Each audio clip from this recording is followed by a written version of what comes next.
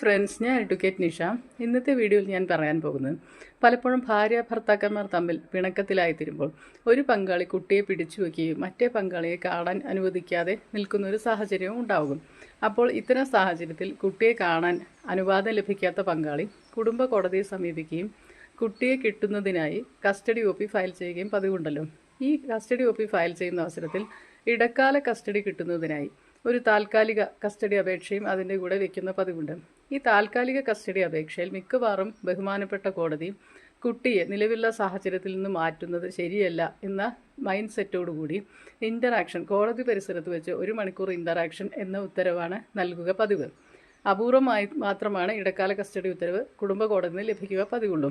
ഇത്തരം സാഹചര്യത്തിൽ ഈ കോടതിക്കകത്ത് കോടതിക്ക് CMO, അതായത് കോടതിയിലെ ഒരു ഉദ്യോഗസ്ഥനാണ്, അദ്ദേഹത്തിൻ്റെ മുമ്പിൽ വെച്ചുള്ള ഇൻ്ററാക്ഷൻ പലപ്പോഴും കുട്ടികൾക്ക് അസഹനീയമായി തീരാറുണ്ട്. കാരണം കുട്ടികൾക്ക് കോടതി പരിസരം അത്ര സുഖകരമായി കൊള്ളണമെന്നില്ല.